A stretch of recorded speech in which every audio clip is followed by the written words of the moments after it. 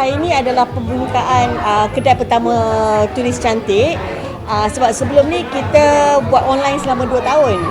Jadi ni adalah fizikal kedai untuk kita share dengan semua yang sokong Tulis Cantik sebelum ni. Jadi diorang boleh datang dan tengok sendiri barang daripada just tengok gambar je lah. Okay, ni pembukaan rasmi untuk kedai pertama. Sebelum Sebelum ni buat online. Online saya buat dah 2 tahun. Mana ada anak netizen? Ya, saya. Kongsikan tak, adakah anak tu yang mendorong untuk buat perniagaan ni? Ya. Dia bermula bila tahun 2000, bila anak saya umur 4 tahun, dia ada masalah menulis. Macam-macam, saya pergi terapi, banyak benda yang dia masih tak boleh. Jadi saya kenal kawan saya daripada US, dia kenalkan satu alat ni nama pencil claw. Bila guna dalam masa 2 minggu lebih, boleh pegang pensel dengan elok, boleh menulis. Jadi daripada situ saya banyak berdiskus lah dengan kawan saya, tanya apa benda lagi yang saya boleh buat, apa benda lagi yang alat yang ni. Jadi dia banyak introduce toys daripada overseas. Dan bila tengok tu saya duk kata, mahal mainan ni. Kalau saya boleh ada bawa benda ni masuk dengan harga yang lagi murah, berpatutan, saya rasa saya dapat bantu lagi ramai parents yang ada anak special ni. Jadi bila kita kumpul modal sikit-sikit, kita mula dengan online. Kita start dengan pencil claw je dulu. Pencil claw bila kita kenalkan, especially untuk budak-budak autistik, boleh katakan dalam seminggu lebih tu parents dah call, dia kata Ina memang menjadi tangan lagi kuat menulis. Memang bukan kerana anak-anak autistik saja, anak-anak Down syndrome, cerebral palsy pun menunjukkan perubahan. Memang bila menulis, ada daripada yang tak boleh pegang pensel dah boleh menulis. Jadi daripada situ kita bawa masuk lagi barang sikit-sikit, nak introduce. Daripada 2-3 barang dah jadi macam ni lah.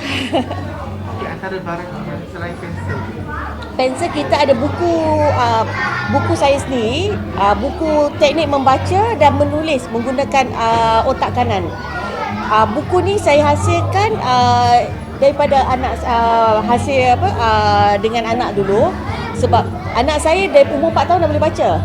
Tapi bila masuk umur 6 tahun, saya baru perasan kata dia boleh membaca tapi dia tak boleh mengeja. Jadi saya dah fikir apa yang teknik yang salah saya buat. Jadi saya kaji, saya try balik few cara lah macam mana nak bagi anak-anak autistik ni boleh membaca dan mengeja. Jadi dia adalah dalam 2-3 bulan juga. Jadi macam many things, dan benda tu dah hasil lah dengan buku saya tu. Saya cuba pula dengan anak saya, dua-dua orang yang normal. Teknik tu alhamdulillah memang sesuai untuk semua kanak-kanak. Tak kisah dia orang dah pernah belajar membaca phonics atau belajar suku kata, semua jenis memang boleh adapt dengan buku saya. Mana dapat idea untuk buat teknik untuk ramah dengan teknik? Saya Background daripada saya banyak membaca. Saya banyak membaca. Saya kaji macam anak saya dia more kepada arts. Maksudnya dia banyak kepada otak kiri. Jadi bila otak kanan, dia banyak suka menulis, mewarna, melukis. Jadi saya baca apa dia konsep otak kanan dengan otak kiri. Otak kanan dengan otak kiri.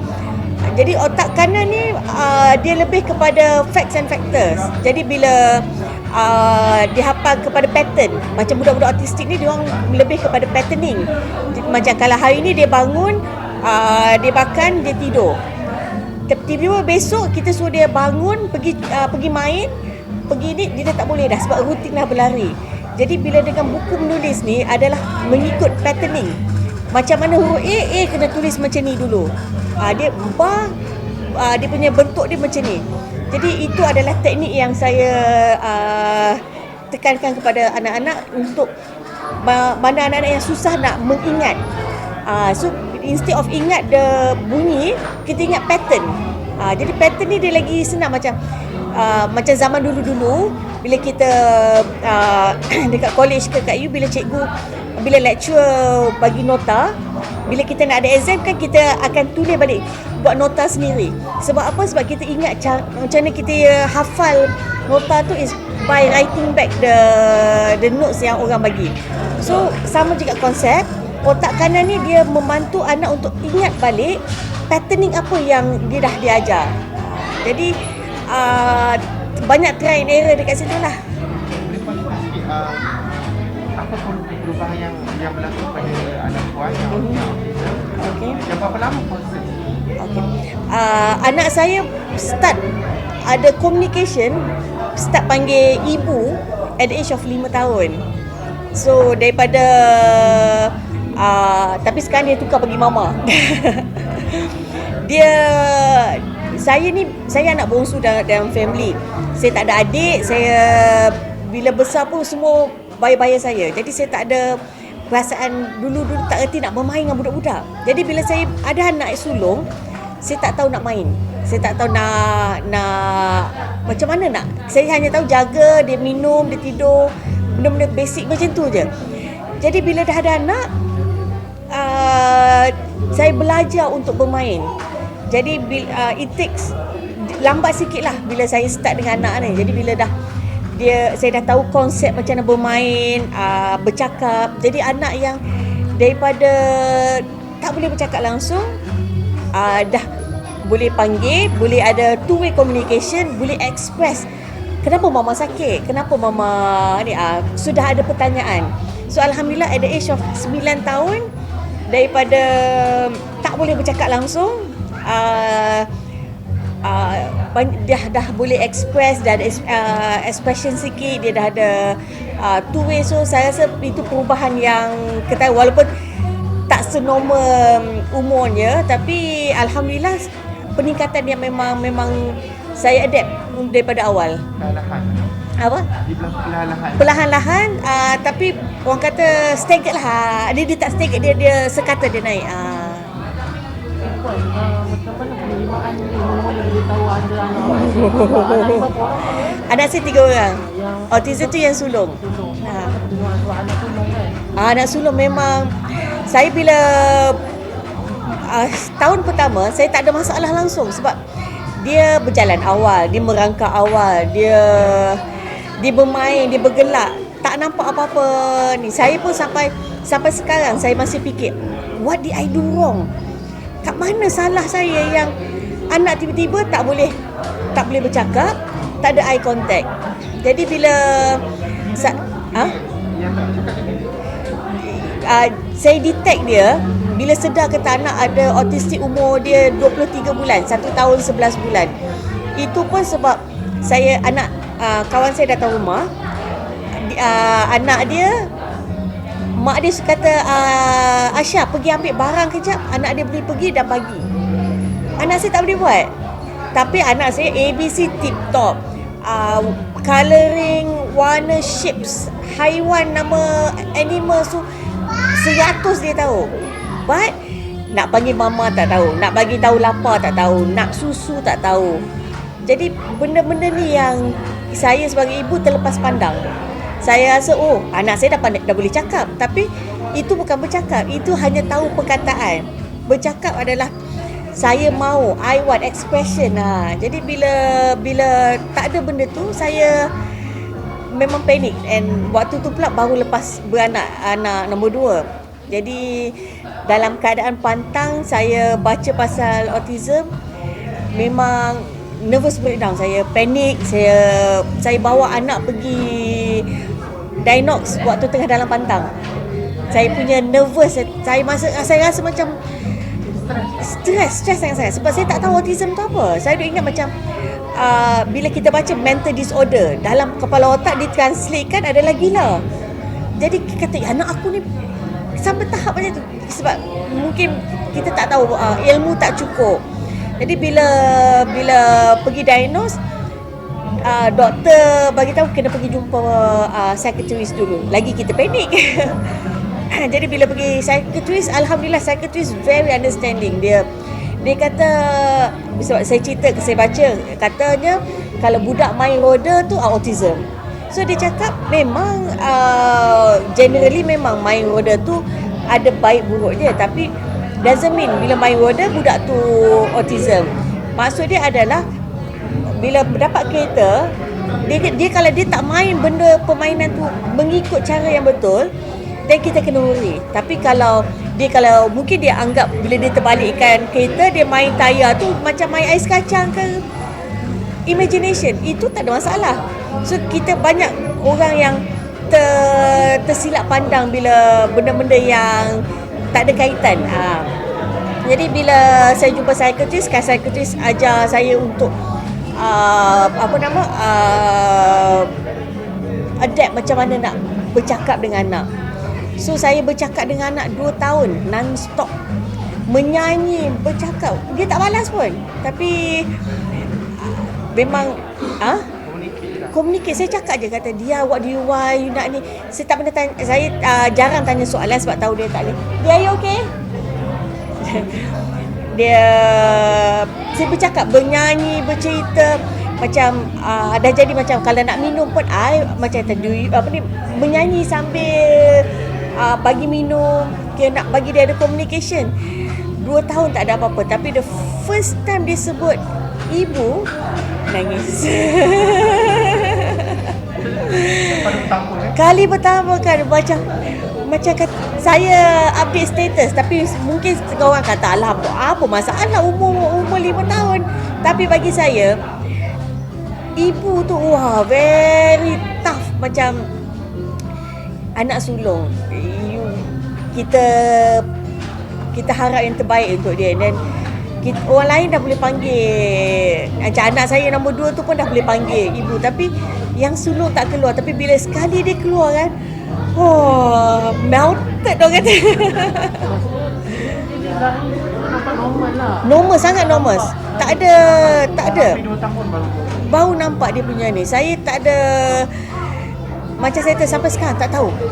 Saya salahkan diri saya. Saya kata mungkin sebab saya tak bercakap dengan dia banyak, tak bermain. Tapi saya berfikiran positif. Benda yang terjadi ada hikmah dia. Tak pernah. Saya ada supporter yang kuat kat belakang. Keluarga saya semua pergi saya berbincang dengan keluarga mengenai situasi anak. Macam suami saya, dia very positif sangat. Bila saya down, kadang bila anak mengamuk tak pasal-pasal kan, kita dah nak fed up, nak kata biarlah. Dia cakap, alah macam yang dulu tak mengamuk. Dia support, suami support macam put it in a joke way so that kita tak stress sangat. Dia help a lot on that part lah. Kalau saya tak ada orang yang support belakang, saya cakap memang it was very hard. Mengamuk dekat shopping complex for no reason, itu dah ke rutin lah dulu. Tapi alhamdulillah bila boleh bercakap, maksudnya dia dah boleh bagi tahu. Sekarang ni tengok macam ni, biar je dia boleh adapt, dia boleh berkawan dengan orang. Kekuatan anak suami dengan family lah. Kekuatan keluarga. Ya. Dengan adik-adik dia pun very helpful. Macam dengan adik-adik pun saya bagi tahu kata kat anak-anak saya, kata kakak is a special person. Whatever you do, apa-apa jadi sekalipun, you have to take care kakak. So macam bila kakak dia ambil barang tanpa bagi tahu ke apa, dia marah-marah, tapi diorang ni alhamdulillah very understanding. Diorang faham, kata it's okay, kakak is special. So kalau dia cerita kat kawan-kawan dia, berkata my sister is very special. Faham kan? Kita penjagaan ni macam jadi satu inisiatif untuk bantu ibu bapa yang ada anak sini. Ya betul, salah satu ni saya nak parents, macam mana susah saya nak cari permainan. Macam dulu saya ada masalah bila beli satu mainan. Contoh saya beli patung macam Barbie kan. Saya beli yang untuk adik dia, yang kakak tak boleh main sebab tak tahu. Dia tak tahu function patung tu macam mana. So saya kena beli alat yang mainan yang dua-dua boleh main, yang normal boleh adapt dan special boleh adapt. Jadi bila dah jumpa, jadi itu saya kata saya nak buat benda, kedai yang provide education toys yang semua boleh guna. Means kalau adik-beradik dia ada special, dia boleh main sekali, dia boleh belajar sekali, dia boleh improve fine motor skill sekali. Itu yang target saya lah. Kedai ni dah provide education course. Education toys. Daripada umur tadi masuk Daripada umur 6 bulan. 6 bulan sampai Sampai seperti kata dalam 10-11 lah. Ya.